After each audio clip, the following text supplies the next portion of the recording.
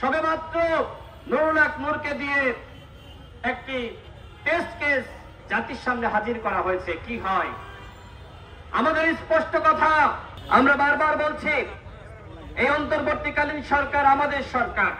এই সরকার গণঅভ্যুত্থানের সরকার। গণঅভ্যুত্থানের অন্যতম নায়ক নুরুল হক নূর।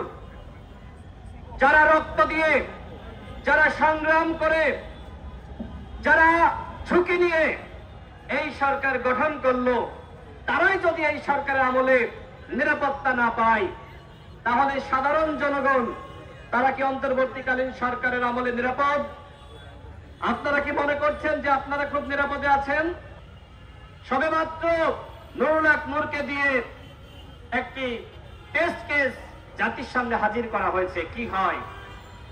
আমাদের স্পষ্ট কথা, আর যদি কারোর উপর হামলা করা হয়, আর যদি কাউকে রক্তাক্ত করা হয়, আর যদি এই গণঅভ্যুত্থানের আর কোন নায়ককে এইভাবে আইসিইউতে পাঠানো হয়, এদেশের জনগণ কিন্তু চুপ করে বসে থাকবে না। এক নুরুল হক নূরকে পাঠিয়েছেন, সারা বাংলাদেশে কিন্তু আন্দোলন শুরু হয়ে গেছে।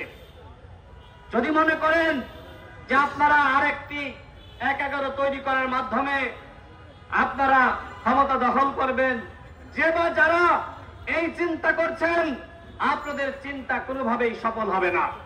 এদেশের জনগণ ফখরুদ্দিন মঈনুদ্দিনকে মেনে নেয়নি, এদেশের জনগণ হাসিনাকে মেনে নেয়নি, এদেশের জনগণ ইয়াহিয়াকে মেনে নেয়নি।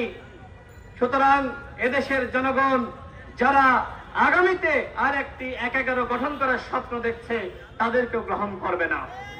বরং আমি তাদের উদ্দেশ্যে বলতে চাই, জনগণের কাতারে আসুন, জনগণের পাশে থাকুন, জনগণের মতামতকে উপেক্ষা করে যারা এই ক্ষমতাকে দখল করতে চাবেন, তাদের পরিণতি কিন্তু হাসিনার মতো হবে। সংগ্রামী সাথী বন্ধুগণ, স্বরাষ্ট্র উপদেষ্টা তার কাজটা কি? দেশের আইন শৃঙ্খলা রক্ষা করা, দেশের মানুষকে নিরাপদ রাখা। আমার কাছে এখন প্রশ্ন হলো, এই সরকার কি নিজেরাই নিরাপদ? আমার তো মনে হয় না যে এই সরকার নিজেরাই নিরাপদ। এই সরকার নিজেরাই ঝুঁকির মধ্যে রয়েছে। যদি নুরুল হক নূরের উপর যে আক্রমণ হয়েছে, রক্তাক্ত করা হয়েছে, পুলিশের এবং সেনাবাহিনীর যে সকল সদস্যরা এইভাবে আমাদের শতাধিক নেতাকর্মীকে রক্তাক্ত করেছে, হামলা করেছে, যদি তাদের বিচার না করা হয়, এই সরকারও কিন্তু নিরাপদে থাকতে পারবে না।